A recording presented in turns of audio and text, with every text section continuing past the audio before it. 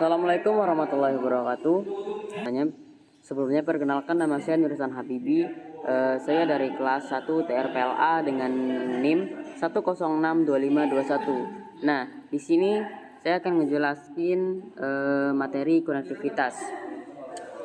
Jadi, konektivitas itu adalah ukuran seberapa terhubungnya sebuah graf yang bisa diartikan sebagai derajat keterhubungan simpul-simpulnya.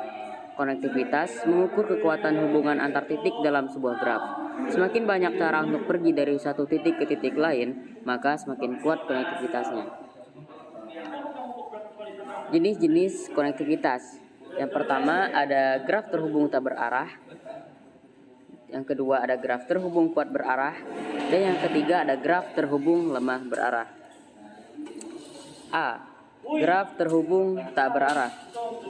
Sebuah undirected graph disebut terhubung jika setiap pasang titik di dalam graf selalu ada path yang menghubungkan titik 1 ke titik 2. Perumpamaan medsos. Bayangkan misalnya kita berada di satu grup WhatsApp. Nah, graf ini terhubung, berarti dari siapapun kita bisa menghubungi siapapun yang ada di grup, dan sebaliknya tidak ada yang terisolasi atau di pulau sendiri. Semuanya saling kenal dan terhubung dalam satu jaringan besar. Contoh soal. Ada 5 kota: Aceh, Medan, Padang, Jakarta, dan Surabaya. Dan berikut adalah jalur penerbangan dua arah, yaitu graf tak berarah.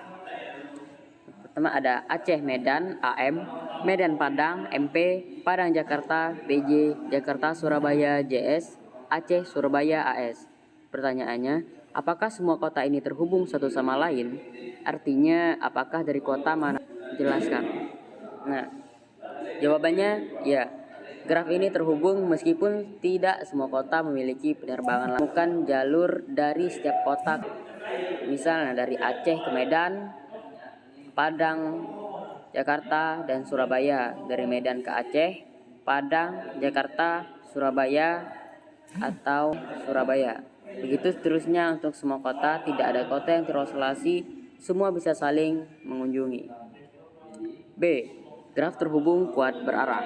Sebuah graf berarah directed graph disebut terhubung kuat strongly connected jika untuk setiap pasang titik U dan V dalam graf selalu ada jalur path dari U ke V dan ada jalur dari V ke U. Ini artinya kita bisa pergi dari A ke B dan juga bisa kembali lagi dari B ke A mengikuti arah panah yang ada. Perumpamaan tol satu arah. Bayangkan sistem jalan tol satu arah. Kalau grafnya terhubung kuat, berarti untuk setiap dua kota kita bisa pergi dari kota A ke kota B lewat tol, dan juga bisa kembali dari kota B ke kota A lewat tol. Mungkin tol yang berbeda atau jalur memutar tapi tetap searah. Ada contoh soal. 5 mahasiswa di kampus: Andi, Budi, Caca, Dini, dan Eko.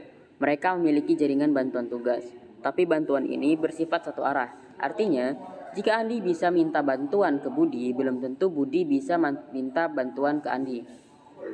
Berikut adalah hubungan siapa yang bisa meminta bantuan ke siapa. Panah berarti bisa meminta bantuan. Andi bisa minta bantuan ke Budi. Budi bisa minta bantuan ke Caca. Caca bisa minta bantuan ke Andi. Caca bisa minta bantuan ke Dini. Dini bisa minta bantuan ke Eko. Dan Eko bisa minta bantuan ke Budi. Apakah jaringan bantuan tugas ini terhubung kuat? Jelaskan alasannya. Jawabannya iya. A, B, C saling terhubung kuat. Hubungannya A bisa ke B dan B bisa ke C dan C bisa ke A, karena ini sesuai panahnya. Dari C bisa ke D, D bisa ke E, dan E bisa ke B. Ini adalah jalur tambahan dari luar siklus ABC. Sekarang mari kita cek apakah setiap pasang mahasiswa bisa saling minta bantuan. Jalur dari U ke V dan juga bisa dimintai bantuan kembali jalur dari V ke U mengikuti arah panah. Nah, analisis komponen terhubung kuat A, B, C. Dari A ke B, A ke B ada, dari B ke A, dari A ke C, A ke B, C ke A, dan dari B ke C, dan dari C ke B. ada. Kesimpulan sementara, A, B, C adalah komponen terhubung kuat. Mereka bertiga bisa saling meminta dan dimintai bantuan. Kesimpulan akhir, karena setiap mahasiswa A, B, C bisa mencapai D dan E, dan D dan E juga bisa mencapai setiap mahasiswa A, B, C. D bisa mencapai E dan E bisa mencapai D. Ini berarti untuk setiap pasang mahasiswa U, V di dalam graf selalu ada jalur dari U ke V dan ada jalur dari V ke U. Maka ya, jaringan bantuan tugas kampus ini adalah jaringan terhubung kuat, strongly connect. Tidak ada mahasiswa yang terisolasi atau hanya bisa minta bantuan tanpa bisa dimintai bantuan balik secara tidak langsung. Semuanya saling terhubung erat. Graf terhubung lemah berarah. Graf terhubung lemah berarah, weakly connected directed graph.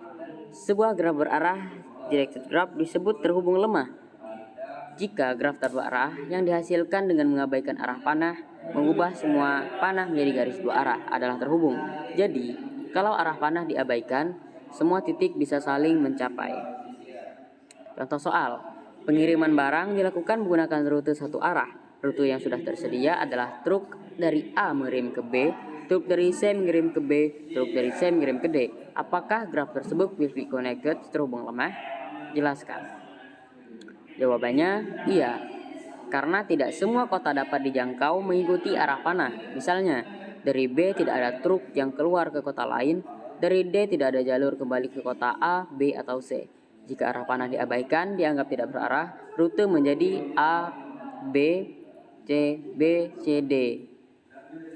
Semua kota bisa terhubung melalui jalur ini tanpa memperhatikan arah.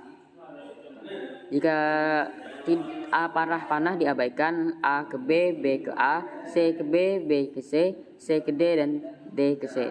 Jadi graf weakly connected. Mungkin sekian yang bisa saya sampaikan.